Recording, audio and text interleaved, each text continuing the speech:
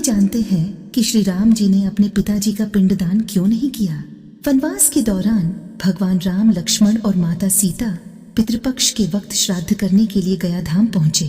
वहां ब्राह्मण द्वारा बताए श्राद्ध कर्म के लिए आवश्यक सामग्री जुटाने हेतु श्री राम और लक्ष्मण नगर की ओर चल दिए। ब्राह्मण देव ने माता सीता को आग्रह किया कि पिंडदान का कुतब समय निकलता जा रहा है। ये सुनकर सीता जी की व्यग्रता भी बढ़ती जा रही थी, क्योंकि श्री राम और लक्ष्मण अभी नहीं लौटे थे। इसी उपरांत दशरथ जी की आत्मा ने उन्हें आभास कराया कि पिंडदान का वक्त बीता जा रहा है। ये जानकर माता सीता असमंजस में पड़ गई। तब माता सीता ने समय के महत्व को समझते हुए यह निर्णय लिया कि वह स्वयं अपने ससुर राजा दशरथ का पिंडदान करेंगी। उन्होंने फल्गु नदी के साथ साथ वहां उपस्थित वट वृक्ष, कौवा, तुलसी, ब्राह्मण और गाय को साक्षी मानकर स्वर्गीय राजा दशरथ का पिंडदान पूरी विधि विधान के साथ किया। इस क्रिया के उपरांत जैसे ही उन्होंने हाथ जोड़कर प्रार्थना की तो राजा दशरथ ने माता सीता का पिंडदान स्वीकार किया। माता सीता को इस बात से प्रफुल्लित हुई कि उनकी पूजा दशरथ जी ने स्वीकार कर ली है, पर वह यह भी जानती थी कि प्रभु राम इस बात को नहीं मानेंगे, क्योंकि पिंडदान पुत्र के बिना नहीं हो सकता है। थोड़ी देर बाद भगवान राम और लक्ष्मण सामग्री लेकर आए और पिंडदान के विषय में पूछा। तब माता सीता ने कहा कि समय निकल जाने के कारण मैंने स्वयं पिंडदान कर दिया। प्रभु राम को इस बात का विश्वास नहीं हो रहा था कि बिना पुत्र और बिना सामग्री के पिंडदान कैसे संपन्न और स्वीकार हो सकता है। तब सीता जी ने कहा कि वहां उपस्थित फल्गु नदी, तुलसी, गाय, कौवा, वट वृक्ष और ब्राह्मण उनके द्वारा किए गए श्राद्ध कर्म की गवाही दे सकते हैं।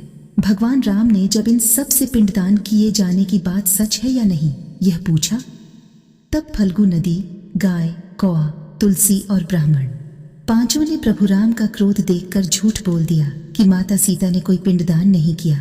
सिर्फ वटवृक्ष ने सत्य कहा कि माता सीता ने सबको साक्षी रखकर विधि पूर्वक राजा दशरथ का पिंडदान किया। पांचों साक्षी द्वारा झूठ बोलने पर माता सीता ने क्रोधित होकर उन्हें आजीवन श्राप दिया। फल्गु नदी को श्राप दिया कि वह सिर्फ नाम की नदी रहेगी, उसमें पानी नहीं रहेगा। इसी कारण फल्गु नदी आज भी गया में सूखी है। गाय को श्राप दिया कि गाय पूजनीय होकर भी सिर्फ उसके पिछले हिस्से की पूजा की जाएगी और गाय को खाने के लिए दर बदर भटकना पड़ेगा। आज भी हिंदू धर्म में गाय के सिर्फ पिछले हिस्से की पूजा की जाती है। माता सीता ने ब्राह्मण को कभी भी संतुष्ट न होने और कितना भी मिले उसकी दरिद्रता हमेशा बनी रहेगी का श्राप दिया। इसी कारण ब्राह्मण कभी दान दक्षिणा के बाद भी संतुष्ट नहीं होते हैं।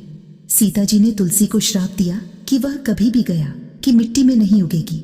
यह आज तक सत्य है कि गया की मिट्टी में तुलसी नहीं फलती, और कौवे को हमेशा लड़ झगड़ कर खाने का श्राप दिया था। अतः कौवा आज भी खाना अकेले नहीं खाता है। सीता माता द्वारा दिए गए इन श्रापों का प्रभाव आज भी इन पांचों में देखा जा सकता है। जहां इन पांचों को श्राप मिला, वहीं सच बोलने पर माता सीता ने वट वृक्ष को आशीर्वाद दिया कि उसे लंबी आयु प्राप्त होगी और वह दूसरों को छाया प्रदान करेगा तथा पतिव्रता स्त्री उनका स्मरण करके अपने पति की दीर्घायु की कामना करेगी। वाल्मीकि रामायण के अनुसार सीता माता द्वारा पिंडदान देकर राजा दशरथ की आत्मा को मोक्ष मिलने का संदर्भ आता है। अगर आपको वीडियो पसंद आई तो वीडियो को लाइक और शेयर कर दीजिए। चैनल पर पहली बार है तो चैनल को सब्सक्राइब करके बेल आइकन को दबा के ऑल पे सेलेक्ट करिए, क्योंकि इस चैनल पे ऐसी वीडियो आती रहती है। चलिए मिलते हैं नए वीडियो में, तब तक के लिए जय हिंद, जय भारत।